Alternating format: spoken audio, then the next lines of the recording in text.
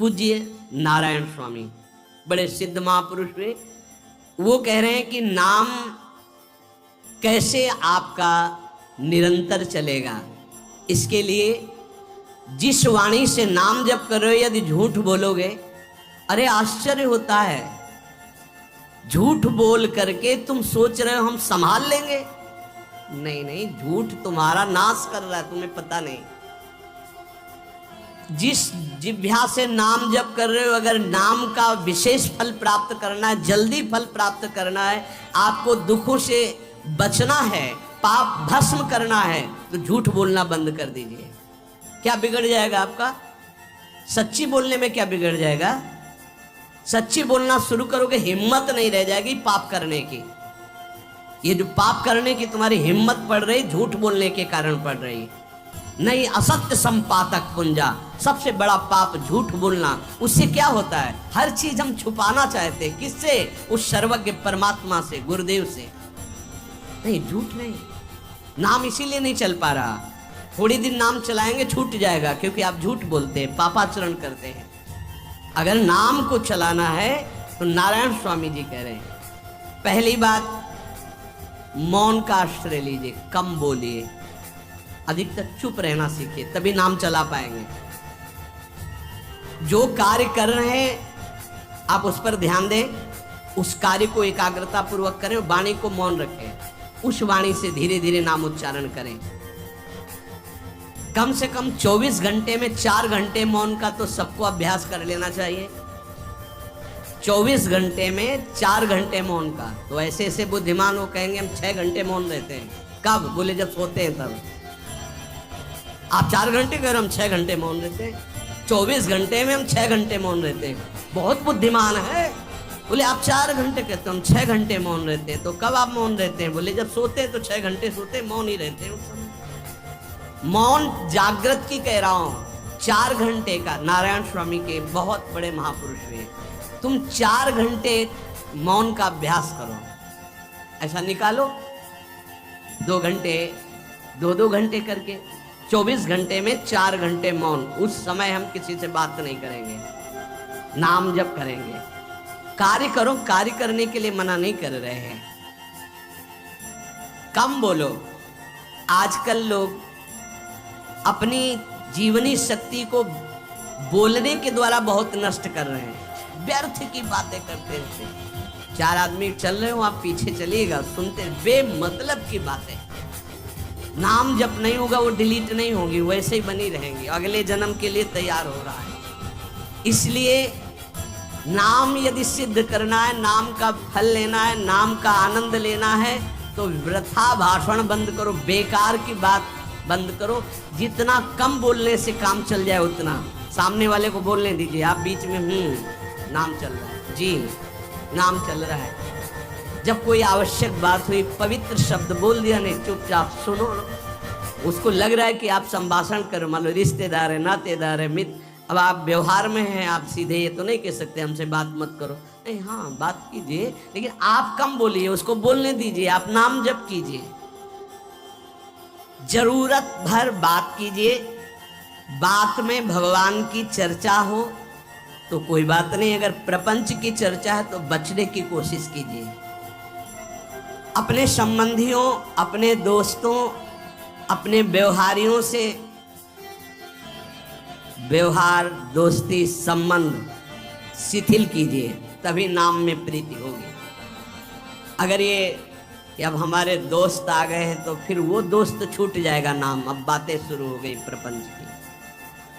धन्य है ऐसी बुद्धि जो प्रियजनों से भी संभाषण केवल भगवत वाक्यों का, अन्यथा नहीं। इसीलिए इस मार्ग को वर्ण करना बहुत कठिन है। एक ऐसा तुम्हारा निवास स्थान होना चाहिए अलग, जिसमें अपने रिश्तेदार, नातेदार, व्यवहारियों का प्रवेश ना हो। आपकी शैया अलग होनी चाहिए। अगर नाम जापक नाम सिद्ध करना चाहता है, नाम का फल लेना चाहता है, नाम निरंतर चलाना चाहता है, तो जिस आसन पर आप बैठते हैं उसी में प्रपंची, विषयी, सांसारिक वृत्ति वाले बैठेंगे तो भजन की वृत्ति नहीं बन पाएगी। एक ऐसा वैसे होते हैं घरों में बैठने वालों का अलग, लेकिन साधन कक्ष अलग होना चाहिए अपना। किसी का यदि प्रवेश ना हो तो आप देखेंगे कि आपके साधन के परमाणु आपको वहां बैठते ही तत्काल विक्षेप रहित करके भजन में लगा देंगे। अगर घर में ऐसा कुछ ना हो तो एक आसन अपना अकेला रखें, जिस पर आप शयन करें वो आसन केवल आपका ही होना चाहिए। अगर वो सार्वजनिक बैठने के लिए ही है, ऐसी व्यवस्था नहीं, तो आसन समेट कर अपना अलग रख दीजिए और दूसरे आसनों पर बैठा लिए। फिर वो आसन हटाकर जब आप शयन करें तो आपका आसन होना चाहिए। इसका बहुत बड़ा प्रभाव पड़ेगा। कोई भी ऐसा दृश्य या पुस्तक ना पढ़ें जो वासनात्मक हो और प्रभु के नाम से आपको विमुख कर दे। अखबार आदि, समाचार आदि, ये हमारे चिंतन को नष्ट करते हैं।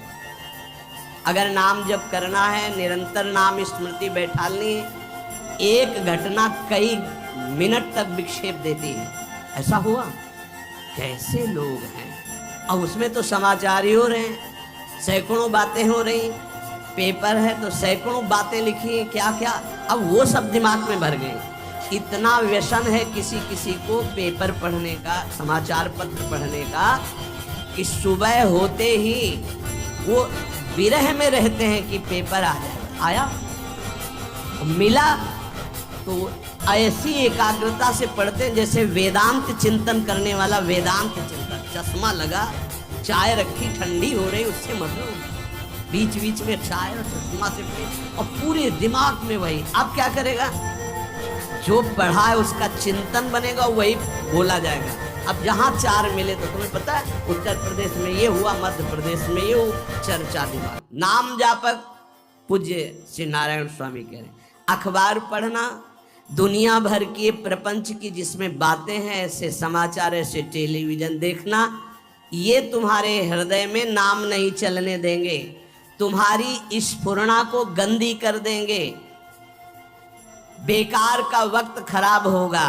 इसलिए अगर आपको पढ़ना ही है तो धार्मिक ग्रंथों को पढ़िए, अपने इष्ट संबंधी ग्रंथों को पढ़िए नाम जपने के लिए। किसी को कभी वचन न दें। पांचवा, बहुत बहुत पॉइंट की बात करें, यदि आपने किसी को वचन दे दिया और पूरा नहीं किया तो भजन का फल वहां जाएगा, ध्यान रखना। यही हमसे सब त्रुटियां होती रहती है अपने लोगों से। जाओ आज से बाद वचन दे दिया, हम ऐसा नहीं करेंगे, नहीं करेंगे चाहे मर जाएं। और अपने लोग ऐसे फिसड्डी हैं कि शाम के वचन देते हैं और सुबह फिसल जाते हैं।